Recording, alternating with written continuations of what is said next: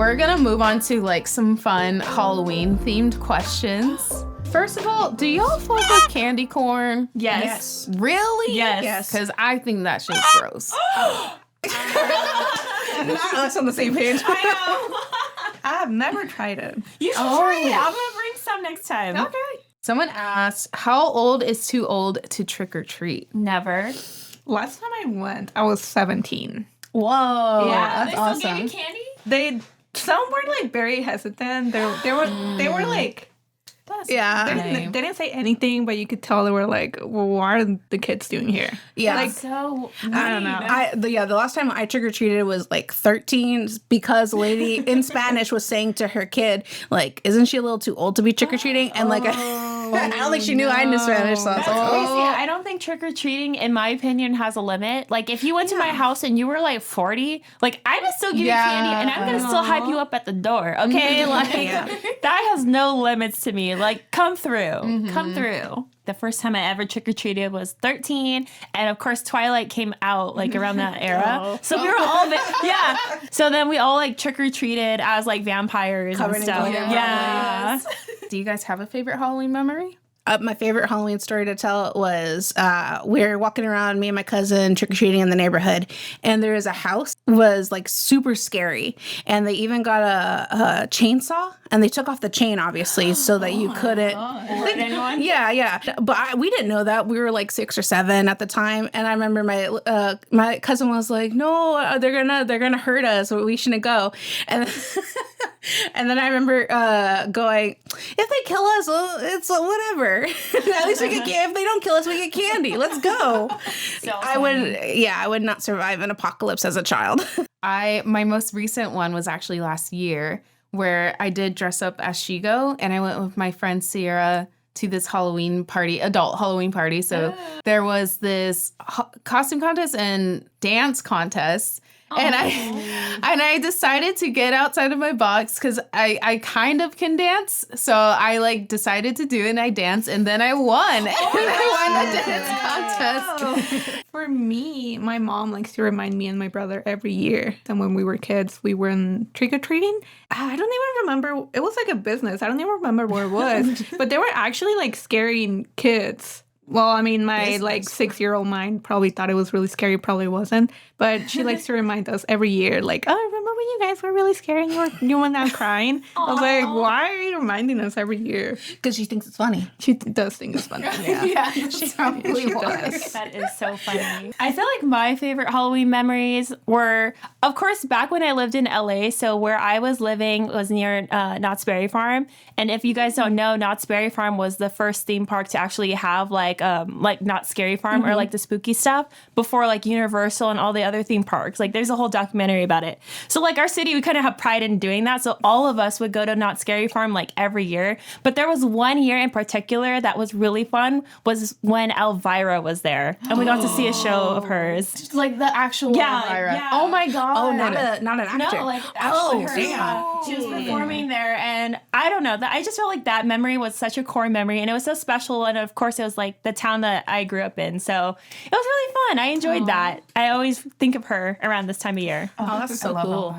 What is everyone's spookiest encounter? So in one of my childhood, like, houses, it wasn't even a house, it was an apartment, and I know for sure that bitch was haunted. Like, I knew I was seeing stuff every night, like when I would go to bed, and I would have like really bad panic attacks to the point where my parents, like, I used to sleep in their room, but they kicked me out of their room and made me sleep in a different room. But like when I was laying down, I would see things that looked like hands like this, and they were black and green, and they were just like trying to like touch me and stuff. And then in the closets, like we used to have these like Buzz Lightyear toys and like Woody ones that, you know, you press a button, they kind of do their thing. But like in the closet, ours would just go off like by itself and just like keep doing that at like 2 or 3 in the morning. And I don't know if you guys heard, but like 3 a.m. or 2 a.m. is like witching hour. And they say that, you know, like spirits usually are kind of more active around that time. They also say that they're more active like to children.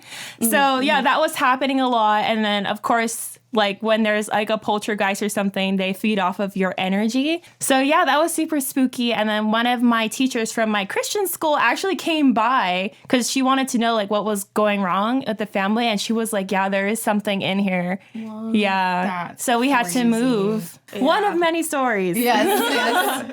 The only one I can think of is, so at my high school, I worked in the theater department. We always have these lights on in the middle of the stage. It's for safety, but like there's, a legend that it's a ghost light and you leave it on so that way the ghost of the theater can like perform on stage.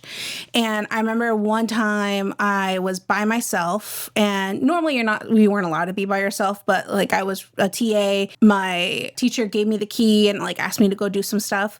So before school started, I was mocking the ghost light, and I was like, this thing's so fucking stupid. Like we don't, it's a waste of energy, whatever.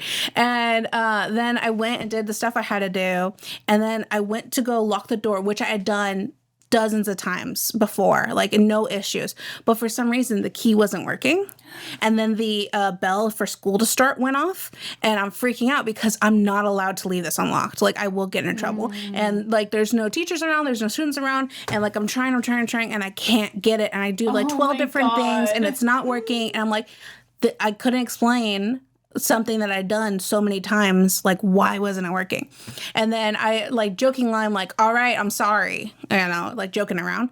And then it works. Oh my God. And then it worked. And I was 15 minutes late for class. Not that bad, you hostage girls. I did get detention for that. Well, for me, I used to work at a grocery store, and I would like work at changing the prices. We have to do that overnight. So sometimes I would go in like at midnight, 1 a.m., 2 a.m., whatever. Jeez. Yeah. And a lot of times I was there by myself, like the only person in the store. One time I was doing that. I would just do it and just like put my headphones on because I didn't want to like hear the music from the store. But yeah, I was doing that, and then I kind of heard that sound, like the shopping baskets, like people put them down on the floor. I kind of like heard that, and I was like, oh no, what is that? And there was no one else in the store. No one else would have done that. I didn't even try to look for what it was. Oh my God. I just heard it. I think I heard it like twice. And then I was just like, okay, I'm not even going to look. I'm just going to like concentrate, turn up my music. I don't want to hear it anymore. Oh, God. I would have clocked out.